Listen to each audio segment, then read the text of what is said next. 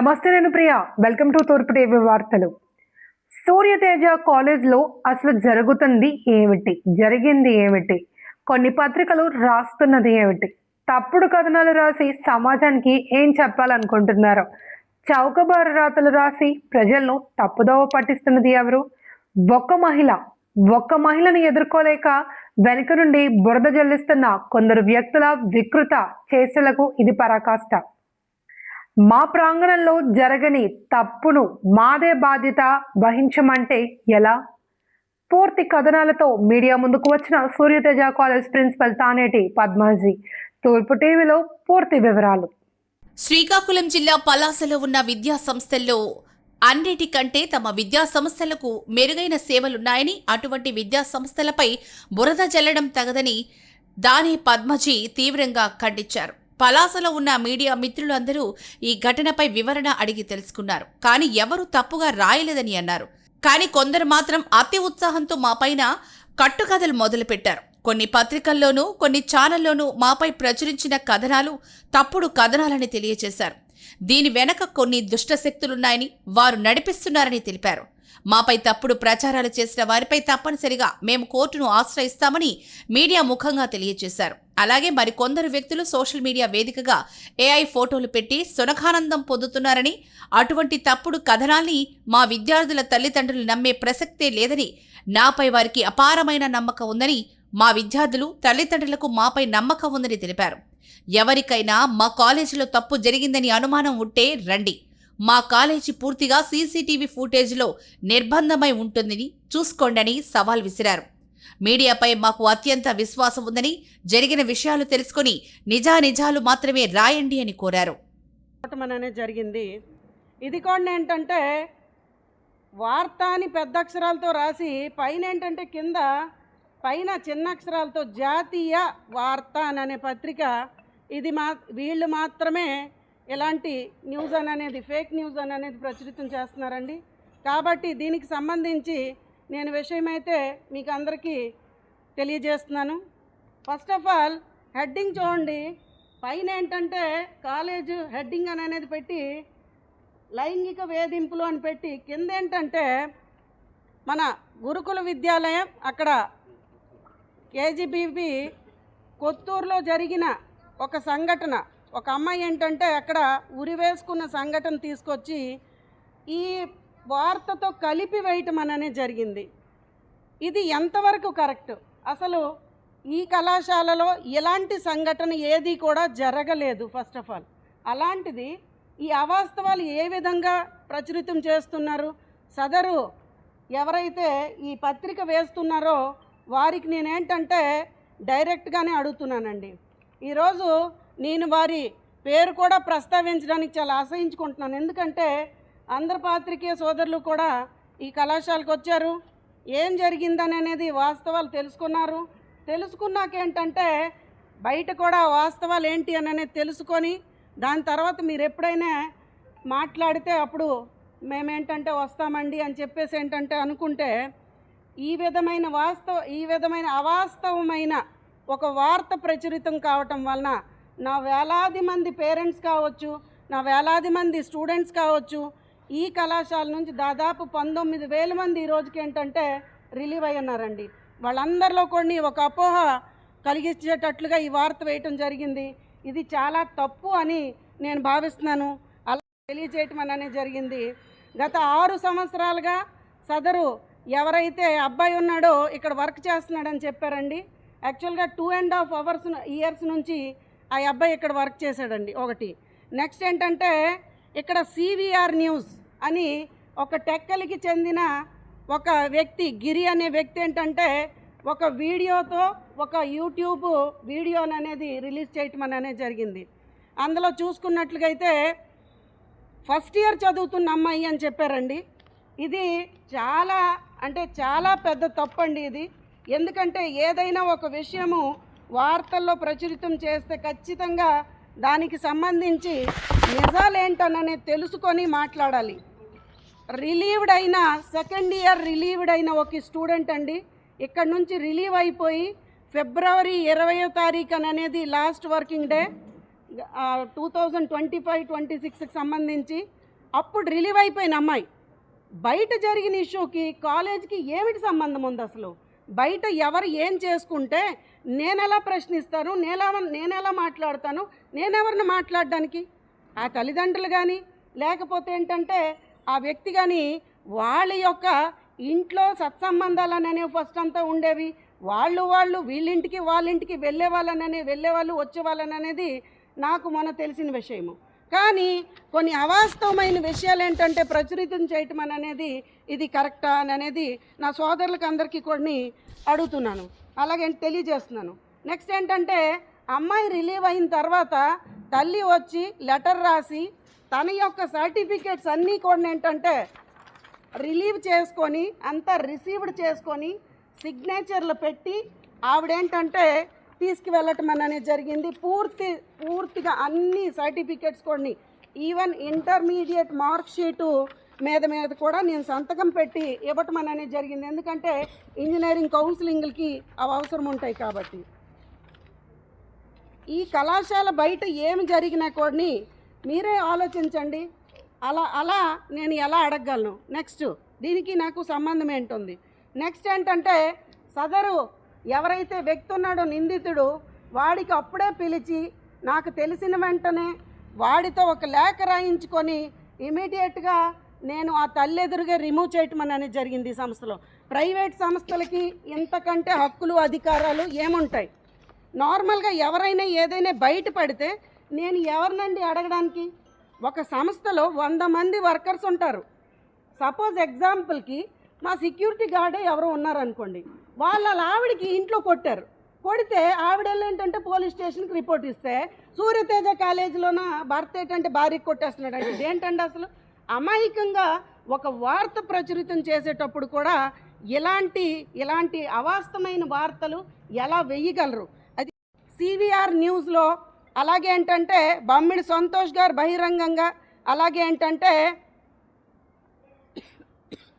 ఈ పత్రికల్లో నా భర్త దానేటి కామేశ్వరరావు గారి కోసం మాట్లాడటం అనేది జరిగింది. ఆయనకి ఈ కళాశాలకి సూర్యతేజ జూనియర్ కావచ్చు, డిగ్రీ కాలేజ్ కావచ్చు, స్కూల్ కావచ్చు, విద్యా సంస్థలు కావచ్చు, ఈ సొసైటీకి కూడా ఆయనకి ఎటువంటి సంబంధం లేదు. నా సొసైటీ బైలాన్ అనేది ఏంటంటే మీకు బహిరంగంగా ఈరోజు నేను చూపిస్తున్నాను. ఇందులో నా భర్త పేరు ఉండదు. ఆయన ఈ సొసైటీలో కానీ దీంట్లో కానీ ఆయనకి సంబంధం లేదు. కానీ ఈ ఎవరైతే ఉన్నారో మన గిరి అనే వ్యక్తి గతంలో కొన్ని ఏంటంటే ఇలాంటి అవాస్తవమైన పత్రికలను అనేది ప్రచురితం చేయటము, వార్తలను అనేది ప్రచురితం చేయటము, అలాగే ఏంటంటే అవాస్తవాలు తెలియజేయటము. అలాగే చూసుకున్నట్లుగా అయితే ఆయన ఇంకో విషయం కూడా అన్నారు, స్కూల్ వితౌట్ పర్మిషన్ ఓపెన్ చేయటం అనేది జరిగిందని చెప్పారు. ఒకసారి ఆలోచించుకోవాల్సిన అవసరం అనేది ఉంది. సూర్యతేజ కాలేజ్ మేడం ఏది చేసినా చాలా పర్ఫెక్ట్గా చేస్తుందని అనేది ఒక నానుడు అనేది ఉంది. ఇదిగోండి సార్, ఏప్రిల్లో మాకు స్కూల్ ఓపెన్ అయినట్లుగా ఓపెనింగ్ పర్మిషన్ అనేది ఆ రోజు ఇవ్వటం అనేది జరిగింది. ఈరోజు ఎలాగండి అవాస్తవాలు మాట్లాడతారు? అసలు ఓపెనింగ్ పర్మిషన్ ఇవ్వకుండా లేకపోతే పర్మిషన్ లేకుండా స్కూల్ నడుపుతున్నారని ఏ విధంగా ఆయన మాట్లాడతారు?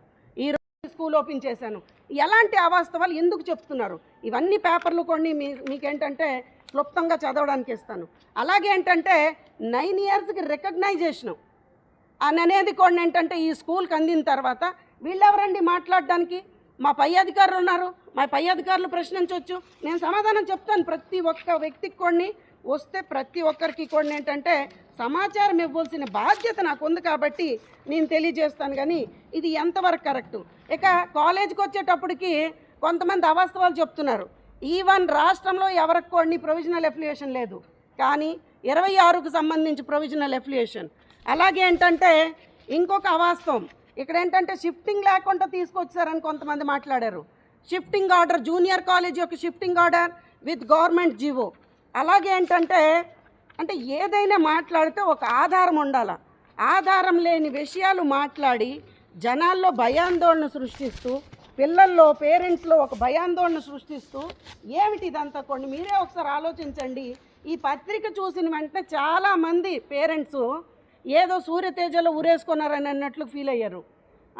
ఈ కథనం అనేది తెచ్చి ఇక్కడ అతకడం ఏంటండి? ఇంత క్రిమినల్ యాక్టివిటీ ఎంతవరకు కరెక్ట్? ఇది ఇంత క్రిమినల్ యాక్టివిటీ చేయటము, అవాస్తవాలను ఏంటంటే వాస్తవానికి తెచ్చి ఆ వాస్తవంని అవాస్తవం చేయడము, ఇలాంటి క్రిమినల్ యాక్టివిటీస్ అని అనేది చేయటము ఎంతవరకు కరెక్ట్ అని అనేది నేను సూటిగా అడుగుతున్నాను.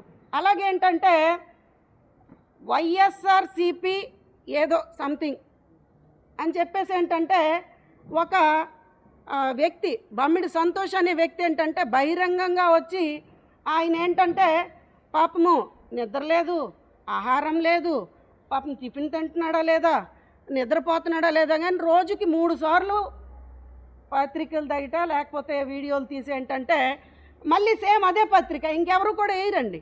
కాబట్టి సేమ్ అదే పత్రికలో మళ్ళీ ఒక పీస్ అనేది తెచ్చి ఆయన వేస్తాడు. ఇప్పుడు బమ్మిడి సంతోష్కి ఎంత ఏజ్ ఉందో అన్ని పార్టీలు మారాడు ఆయన కోసం మాట్లాడితే నాకు చాలా అసహ్యం వేస్తుందండి.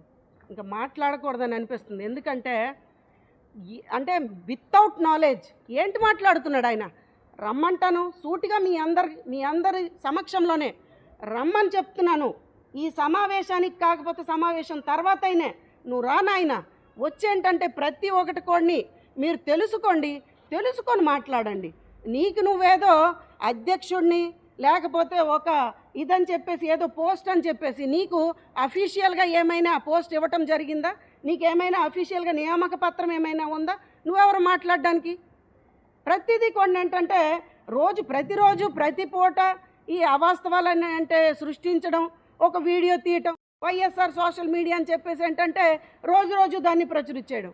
నార్మల్గా అనుకోవచ్చు కళాశాలలు ఈయన వెనకాల కూడా ఏంటంటే ఏం జరుగుతుంది, ఒక సినిమా అనేది వేసిన తర్వాత ఆ సినిమాలో నార్మల్గా మనకేంటి అక్కడ మాటలు వినిపిస్తాయి, లేదంటే అక్కడ ఎవరైతే నటిస్తున్నారో వాళ్ళు వినిపిస్తాయి. స్క్రిప్ట్ రాసిన వాళ్ళు వెనకాల ఉన్నారు, తెర వెనకాల. ఈయన అమాయకుడో మంచోడో లేదో నాకు అర్థం కావట్లేదు. స్క్రిప్ట్ రాసి ఎవరో ఒకరు ఇచ్చిస్తే ఈయన వెయ్యడం ఏంటి, ఆయన మాట్లాడడం ఏంటి? ఇప్పుడు నార్మల్గా ఆలోచించండి. అంటే స్క్రిప్ట్ వెనక ఉన్న వ్యక్తులు కూడా కళాశాలలు మూసేసిన వాళ్ళు, ఈరోజు కళాశాలను నరిపెంచలేక మూసేసిన వాళ్ళు ఏంటండి ఈ విధంగా తయారవటం? నువ్వు జీతాలు ఇవ్వలేదు, నువ్వు శాలరీలు ఇవ్వలేదు, నువ్వు ఫ్యాకల్టీకి చూసుకోలేకపోయావు. ఒక ఫ్యాకల్టీతోనేంటంటే 100 మందికి 3 సంవత్సరాలు నడిపించావు. కాబట్టి నీ కళాశాల మూతపడింది. ఆ వాస్తవం తెలుసుకో. అలాగే ఏంటంటే ఇంకో మహానుభావుడు డిస్టెన్స్ మోడ్ ముసుగులో ఏంటంటే ఈ పాత్రికేయుడు అని చెప్పేసి ఒక పెట్టుకుంటాడు. అసలు నీ డిస్టెన్స్ మోడ్ యొక్క వ్యవహారం బయటికి రాకూడదంటే పాత్రికేయుడును అని ఒక ముసుగు వేసుకోవడానికి ఈ ప్రయత్నాలు అనేది చేస్తున్నాను. ఎందుకు ఇది అవసరమా? ఇప్పుడు మీరేమనుకుంటున్నారంటే ఏదో మా భార్యలకి పేర్లు పెట్టేసి అక్కడ ఏదో కుర్చీ వేసి కూర్చోబెట్టేసి మేమంతా వ్యవహారం నడుపుతున్నాము కాబట్టి సూర్యతేజ కాలేజీలో అనుకోండి అలాగే జరుగుతుందనేమో మీరు అనుకుంటున్నారేమో. కానీ సూర్యతేజ కాలేజీలో ఒకసారి రండి, వాస్తవాలు తెలుసుకోండి. 2011 నుంచి విత్ లంచ్ బాక్స్తో సహా 24/7 వర్క్ చేసిన ఏకైక ప్రిన్సిపాల్ సూర్యతేజ కాలేజ్ మేడమే. ఇంత సీసీ కెమెరా అబ్జర్వేషన్, ఈరోజు 60 సీసీ కెమెరాలు ఇక్కడ ఉన్నాయి, 36 సీసీ కెమెరాలు అక్కడ ఉన్నాయి. ఆ రోజు 2013లో ఎస్పీ గారు శ్రీకాకుళం జిల్లా ఆఫీస్లో మీటింగ్ పెట్టేటప్పుడు కళాశాలల్లో అంటే ఇంజనీరింగ్ కాలేజీలకి డిగ్రీ కాలేజీలకి అలాగే ఏంటంటే మీటింగ్ పెట్టి స్కూల్స్కి మీటింగ్ పెట్టి కాలేజెస్లో ఒక్కొక్క సీసీ కెమెరానే పెట్టండి అని ఆయన ఆ రోజు చెప్తే నేను నిల్చున్నాను. సార్ మా కాలేజీలో 32 సీసీ కెమెరాలు ఉన్నాయంటే ఆ రూమ్ అంతా దద్దరిల్లేటట్లుగా ఏంటంటే ఆయన క్లాప్స్ కొట్టించారు, అప్రిషియేట్ చేశారు. ఇంత చక్కగా మీరు మానిటరింగ్ చేస్తున్నారమ్మా అని చెప్పేసి. అసలు ఇదేంటండి ఆ వాస్తవాలు చెప్పడం ఏంటి? బయట జరిగిన ఇష్యూస్ తీసుకొచ్చి సూర్యతేజ కాలేజ్ అని అనడం ఏంటి? అసలు బ్యానర్ పేరుని ఈ విధంగా బురద చల్లడానికి ప్రయత్నం చేయటం అనేది ఎంతవరకు కరెక్టు? అసలు మనం సభ్య సమాజం అనేది ఇక నవ్వుతుంది. ఏంటి రోజు ఇదే వ్యాధ, ఈ వ్యాధికి మందు వేయరా అని అంటే ఈరోజు ఏంటంటే నేను మీ ఎదురుకు రావటం అనేది జరిగింది. లేదంటే నేనేమనుకున్నానంటే వాస్తవాలు నా పిల్లలకు తెలుసు, నా పేరెంట్స్కి తెలుసు. అలాగే ఇక్కడ CVR న్యూస్లో కానీ అలాగే ఏంటంటే మన జాతీయ వార్తలో కానీ ఆయన పదం చెప్పారు. ఏంటననేసి అంటే విద్యార్థులు వారి తల్లిదండ్రులు ఆందోళన వ్యక్తం చేస్తున్నారని అన్నారు. నా పేరెంట్స్కి ప్రతి 3 మాసాలకి నేను పేరెంట్స్ మీటింగ్ బహిరంగంగా ఇదే ప్లేస్లో నేను పెడుతుంటాను. 2011 నుంచి మీటింగ్ పెట్టిన ఏకైక ప్రిన్సిపల్ దానేటి పద్మజి. అలాంటిది అవాస్తవాలు మీరు ఎలా చెప్తారు? ఏ విషయం చిన్న విషయం జరిగినా నేనే పేరెంట్స్కి ఫోన్ చేసి పిలిపించి అమ్మాయి ఇలా ఉంది, మనము జాగ్రత్తగా ఉండాలని చెప్పే ప్రిన్సిపల్ నేను. మీరు ఎక్కడైనా చూడండి. అలాగే ఏంటంటే నాన్ టీచింగ్ స్టాఫ్ అని అంటున్నారు. నాన్ టీచింగ్ స్టాఫ్కి ఏ కాలేజ్కైనా మీరు వెళ్ళండి, వాళ్ళకి ఒక సపరేట్ రూమ్ ఉంటుంది. కానీ నేను నా ఛాంబర్లోనే ఒక సైడ్కి నా అబ్జర్వేషన్లోనే ఆ మానిటర్ అనేది కనిపిస్తుంటుంది. నేను ప్రతి అంశం కూడా అక్కడ మానిటరింగ్ చేస్తాను. నాన్ టీచింగ్ స్టాఫ్కి కాలేజ్ బయట అంటే విద్యార్థుల రూముల్లోకి వెళ్ళే అవకాశం లేదు. ఏ రోజు నేను కల్పించను, ఆ అవకాశాలు ఏ రోజు కూడా లేవు. అలాంటిది ఈరోజు 64 సీసీ కెమెరాలు ఉన్న ఒక్క కాలేజీ నాకు చూపించండి. అలాగే మహానుభావుడు చెప్తున్నాడు వీడియో ముందు కూర్చొని, సీసీ కెమెరా పనిచేస్తుందా లేదా అనేది 24/7 రా బాబు సంతోష్ కుమారు వచ్చి కొంచెం తెలుసుకొని మాట్లాడని చెప్పేసి ఏంటంటే నేను బహిరంగంగానే ఆయనకి చెప్తున్నాను. అలాగే ఏంటంటే రాజకీయం చేస్తున్నారు. రాజకీయం చేయటము ఎంతవరకు ఇది సబబు?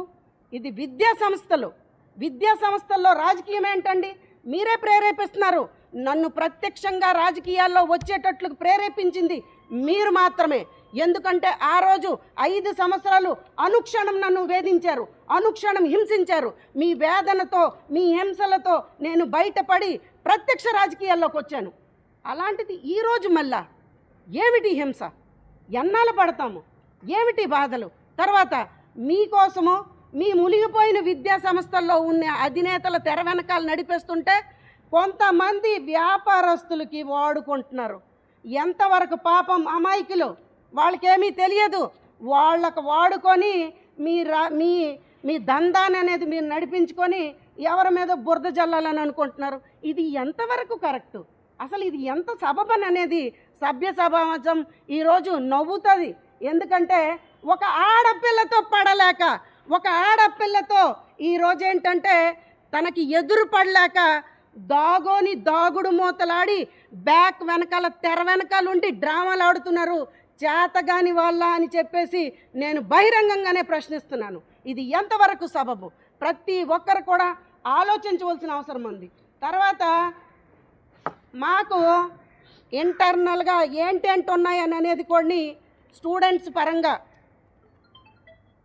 ప్రతిదీ కొన్ని ఏంటంటే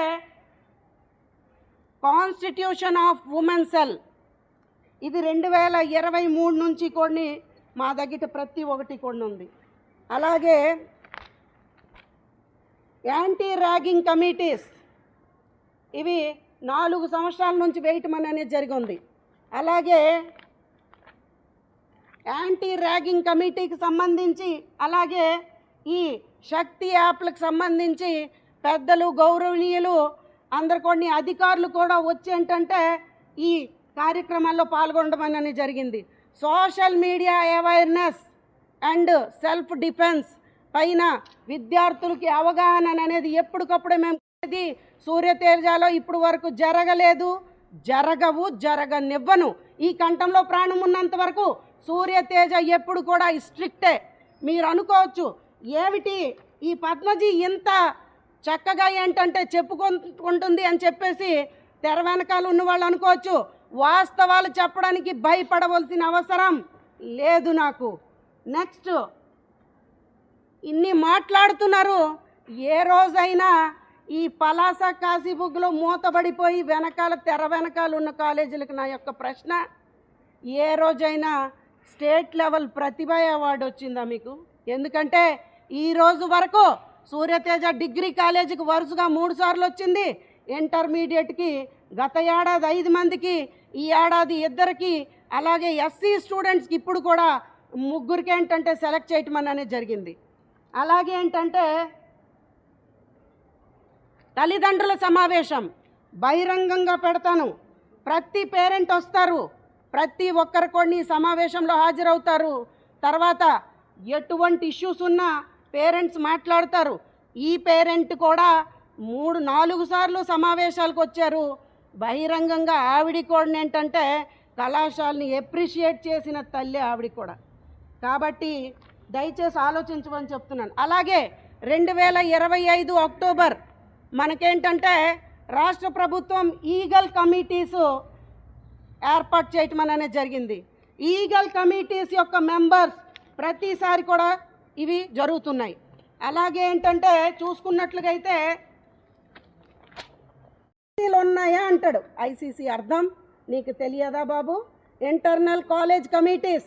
దీనికి సంబంధించి ఐసీసీ అని ఒక పదం వాడిస్తే అయిపోద్దా?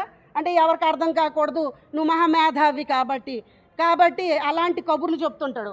చూడండి సార్, ప్రతి నెల ఐసీసీ కమిటీ సభ్యులు ఇచ్చిన తీర్మానం ప్రతి ఒక్కటి కూడా ఏంటంటే ఆన్ రికార్డ్ మీ అందరికి కూడా ఈ రోజు వరకు కూడా, అంటే మొన్న జూలై వరకు కూడా, జూలై మంత్లో కూడా 28వ తారీఖున కూడా ఏర్పాటు చేయటం అనేది జరిగింది.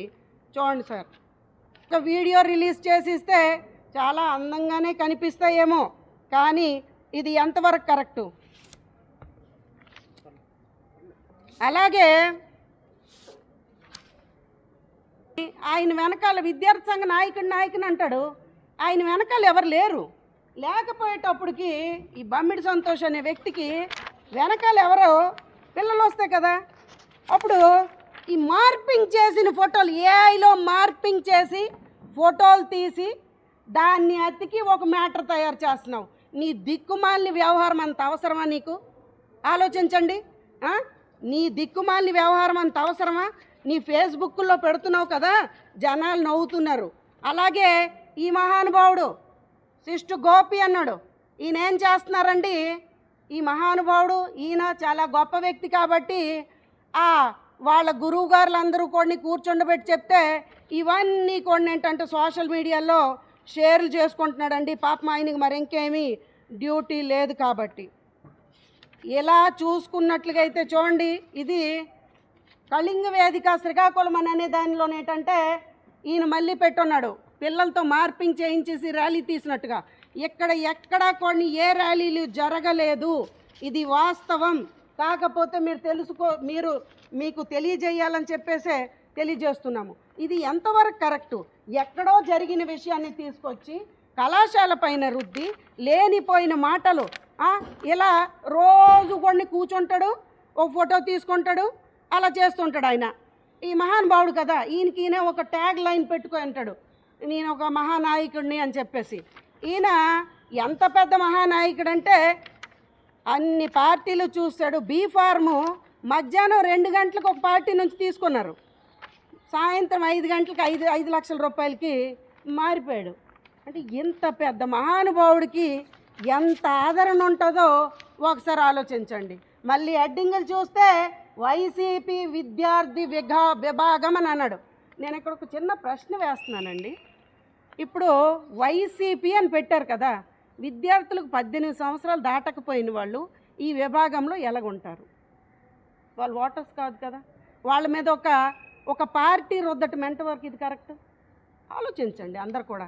కాబట్టి ఇలాంటివి ఒకటే క్లారిటీగా తెలియజేస్తున్నాను. నేను ఎప్పుడే చెప్పాను, సినిమా వెనకాల ఎంతమంది స్క్రిప్ట్ రాసినే తెలియదు, కానీ కనిపించే వ్యక్తి వినిపించే మాట ఏదైతే ఉందో ఇలాంటి పత్రికల పైన, అలాగే ఏంటంటే ఇలాంటి బహిరంగ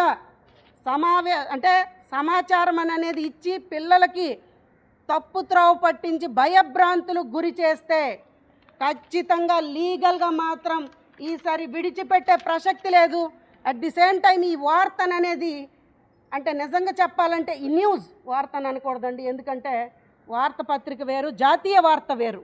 ఈ జాతీయ వార్త అనే పత్రికకి మాత్రము చాలా అవమానకరమైన అంశం అండి ఇది.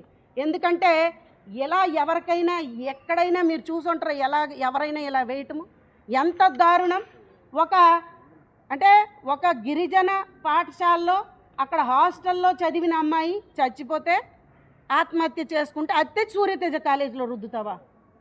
నీకు చేతనైతే ఇన్ని కబుర్లు చెప్తున్నావు కదా, వైఎస్ఆర్ విభాగం విద్యార్థి విభాగం అంటున్నావు కదా, నెక్స్ట్ వస్తున్నాయి కదా మీ పంచాయతీలకి అందరికీ, పంచాయతీ సర్పంచ్ మహానుభావులు అందరికీ కొన్ని పెద్ద అయిన వ్యక్తి, తెర వెనకాల ఉన్న వ్యక్తి. అలాగే ఏంటంటే మున్సిపాలిటీలో జరిగిన పంపు అంతటికి కూడా ఏంటంటే పెద్ద ఆయనగా ఉన్న ఒక మహానుభావుడు తెర వెనకాల ఉండి నీకు స్క్రిప్ట్లు రాసిస్తే నువ్వు ఈరోజు ఏంటంటే నిన్న రాత్రి ఏంటంటే ఒక దగ్గర ఒక 10 మంది సమావేశం జరిగి ఉన్నారు. ఆ సమావేశం అయిన చోట ఒక ఫోటో తీసి పెట్టున్నాడు. చాలామంది అక్కడ చెప్పారు ఏంటనంటే మాకు ఈ అంశంకి సంబంధం లేదు, ఏదో నార్మల్గా ఫోటో తీశాడు, తీసుకొచ్చి ఏంటంటే మళ్ళీ ఒక వార్తను అనేది ప్రచురితం చేశాడని చెప్పేసి. కాబట్టి నేనైతే బహిరంగంగానే తెలియజేస్తున్నాను, ఇలాంటి వార్తలు వేసున్నారు కాబట్టి, ఇలాంటి న్యూస్ వేసున్నారు కాబట్టి వీరికి ఎట్టు పరిస్థితిలోనూ కూడా క్షమించే అవకాశం అనేది లేదు. మేము లీగల్గా ముందుకు వెళ్తున్నాము. Thank you all of you. నిందితుడు కూడా ఏంటంటే ఇమీడియట్గా వాళ్ళు పోలీస్ స్టేషన్కి వెళ్ళటం, అలాగే ఆ అబ్బాయికి అరెస్ట్ చేయటం, అలాగే ఏంటంటే రిమాండ్కి కూడా తరలించడం అనేది చాలా ఫాస్ట్గా జరిగింది. ఎక్కడ జాప్యం అనేది జరగలేదు. తర్వాత ఎవరైనా ఆడపిల్ల జోలికి వస్తే ఇలానే ఉంటుందనే దానికి ఈ సంఘటన నిదర్శనం కావాలి. ఎవరు కొన్ని ఆడపిల్లల జోలికి వెళ్ళకూడదని చెప్పేసి ఏంటంటే నేను తెలియజేస్తున్నాను.